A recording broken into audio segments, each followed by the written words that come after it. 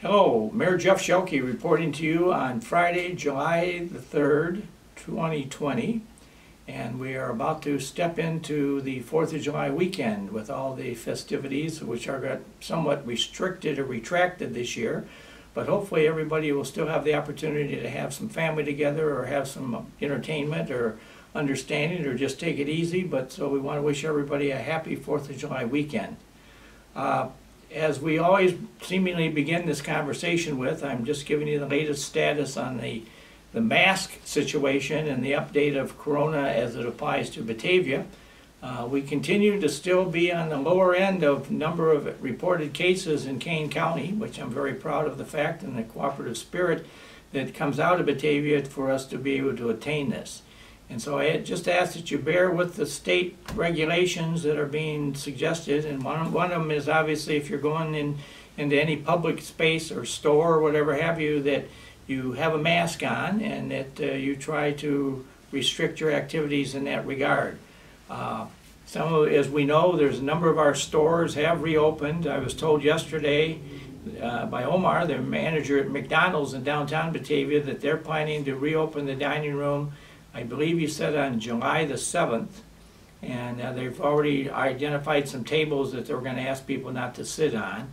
And they had moved that up. Originally I had been told they were going to look into July 20th, but because of the way things are going, they are going to try to open up a little bit earlier. But in the meantime, their drive-through window has done, I guess, a very good business, and so there is some advantage to allowing people to have drive-through windows, as we are quickly finding out. We continue to have some other businesses kind of kicking the tire in Batavia about opening up other activities. Specifically, I've talked to a couple of people that are kicking the tire about restaurant businesses in town. And so hopefully we're going to see some more of that. Certainly the Fermilab construction out on their site with the new additional accelerator they're building to study the neutron, with all the international participation and visitors that are coming to that. I think there's a real sense that Batavia is a good target for restaurants to open, because there's going to be a lot of people coming in for that activity, among others, that's going to want to go someplace and have a nice dinner or whatever. So again, I ask your cooperation and understanding as we do the mask. I know I find myself, I try to keep them, one or two of them in my pocket, so that when I go into a local store I can just slip it on. Sometimes I get myself to the door and I haven't put the mask on, or I've left it in the car, so then I have to turn back out and go around and get my mask. So those things happen, I guess, when we all get older, but we are very, very fortunate that we are on the lower side of corona victims in involvement to this point in time. A couple other subjects I want to just briefly show.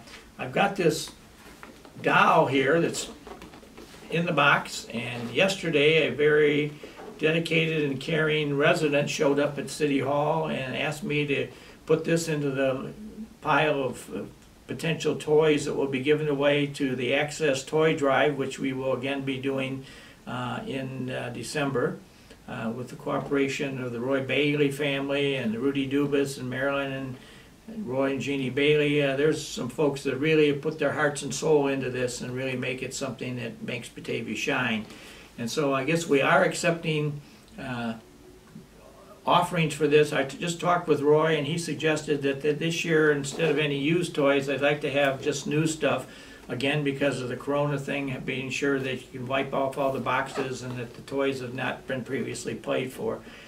We are very, very blessed in this town to have the United Methodist Church, and their leadership up there is, as many of you know, they have acquired the former Hubbard Furniture Store building on North Batavia Avenue, and they have plans to take that building down and to build a beautiful addition onto the back end of the church, and which will further accent the historic venue of the church. But also they've got some really neat ideas, but they're doing fundraising for that right now. So in the meantime, instead of paying to have the building tore down and not be ready for construction, you may have seen the Batavia Fire Department up around Batavia Avenue there at 16 North Batavia Avenue, and that's the Batavia Fire Department crews, and we're taking in the crews that are working on a daily basis, and they're using this building for all kinds of training exercises. We're not lighting fires in there as much as we are showing guys how to you know, ventilate and how to open walls and how to break into doors, and because all the stuff is going to be demoed anyway. They are slowly doing that and do some demolition inside, nothing outside, and maintain the security of the building. So we were using the back of that building as a storage area for the toys, and Roy tells me he's already got over 40 boxes of toys. Many of them come to us from Aldi grocery stores out on Kirk Road. They do a lot of discovery and analysis of toy products that they then later maybe will sell in some of their stores. And so when they get done with them, they're donating all this material to the Batavia Toy Drive. So that's been a real shot in the arm to us. So again, if you've got spirit in mind, and we're still 6 months, almost 6 months away from Christmas, but if you'd like to make a donation to the Batavia Toy Access Toy Drive, I guess what I'd encourage you to do is come down to City Hall, 100 North Island Avenue, and come to the second floor, take the elevator up or the stairs and come up to the second floor receptionist desk, and she will accept the toys and make sure that Access gets them. So here's the first one we got, and then hopefully there's more to come. The Batavia community has a big activity planned here in the near term, coming up on the, well, we always had I should say always have had a big activity planned on 4th of July.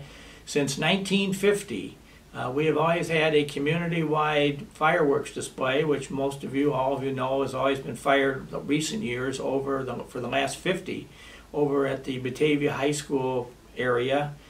Specifically with the cooperation of our friends down at Mooseheart, who allow us to go into the open fields of corn down there and take an area and put up our launching pads for the rockets that we fire up in the sky. And we literally get thousands of people to the fireworks show on an annual basis. And this year, because of the corona thing and because of the social distancing and all the other things that are going on there, we found that we have to kind of delay that show a little bit, and because we haven't gotten the go-ahead to have big events by the 4th of July. So I just wanted to, number one, share with you that right now that what's under discussion is that because it's a contracted fireworks show with Melrose, which is based over in Melrose Park, we have to sign a contract to buy the fireworks. Now, we don't have them in town, and when we need them, Melrose brings us brand newly made fireworks, and then they shoot them off and deliver them for us. And so one of the ideas we have this year is that on the Sunday night of Labor Day weekend, we are most hopeful that we're going to be able to fire, I'll call it a miniature size of the normal 4th of July show, probably down, we'll do the firing down near the Batavia Water Treatment Plant.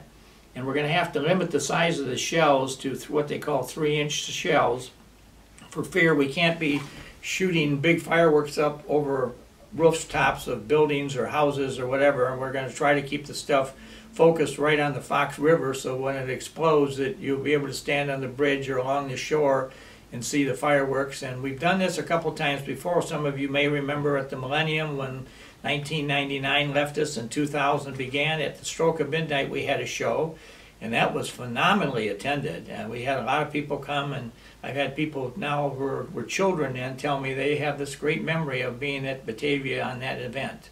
And so we also have done a couple on New Year's Eve in more recent years, and maybe that's another idea, because this year we're only going to spend a small portion of the fireworks money to fire off this show if we do it on Labor Day weekend, but we will be saving up the money for then next year.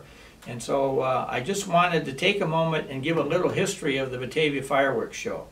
As I say, it began in 1950, and it was under the sponsorship of the Batavia Fire Department. And this is what the Batavia Fire Department looked like at that point in time. There weren't a lot of guys. There was only one paid guy on duty at the station.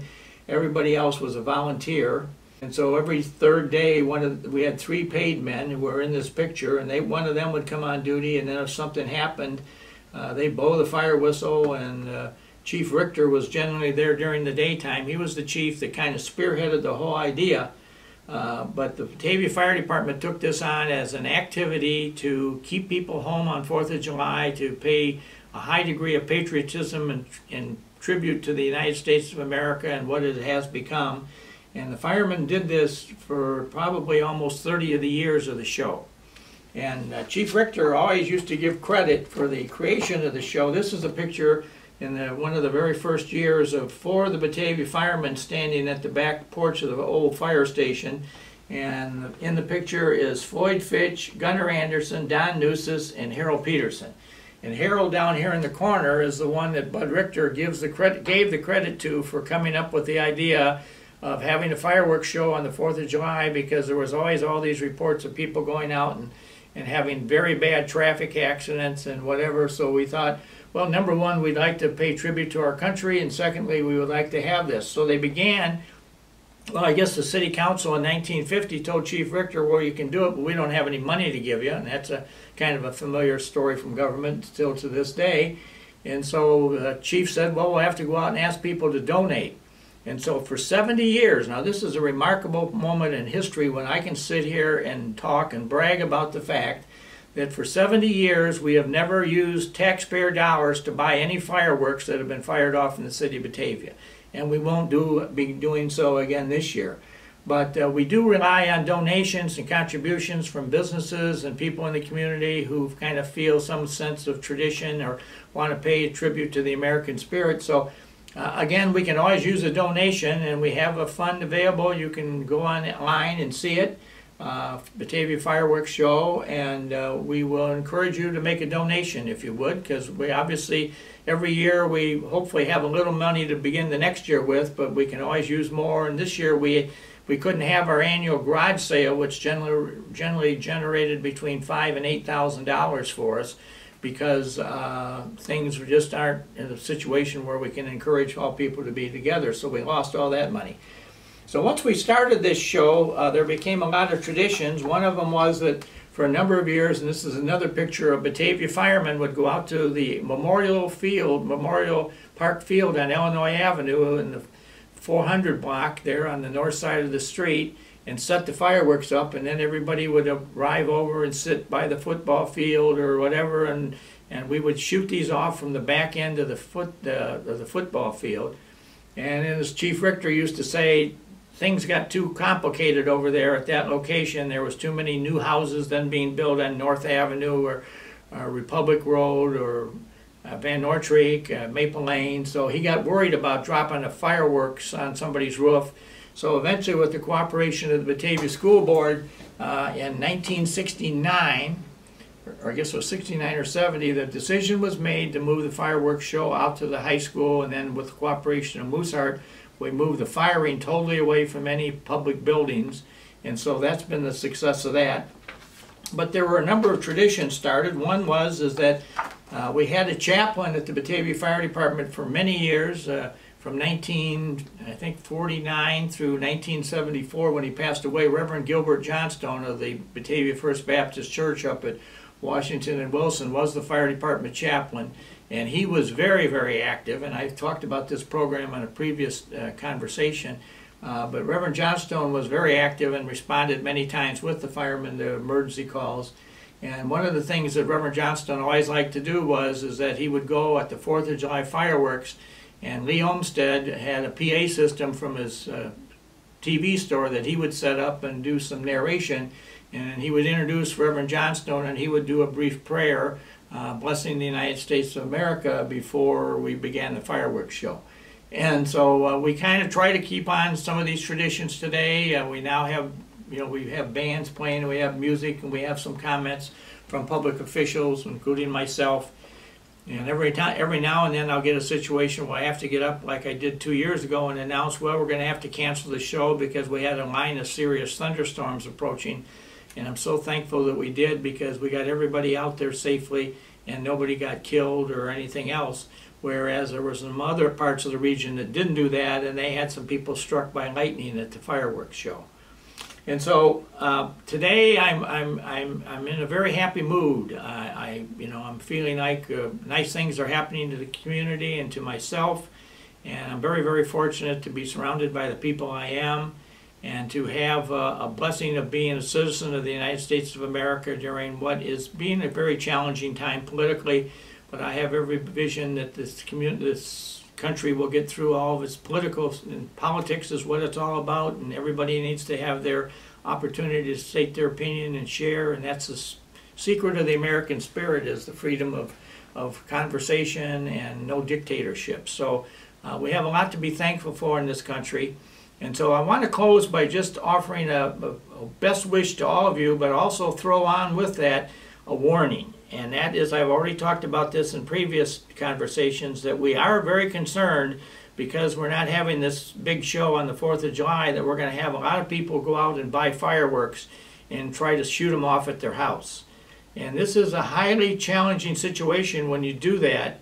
And I already have shared the story that there are some places in not very far away where people went and bought fireworks and they got fired off, and the fireworks landed on a neighboring property and set that property on fire. And then the person who set the fireworks finds out that, hey, my insurance company doesn't cover me with any liability for firing off fireworks.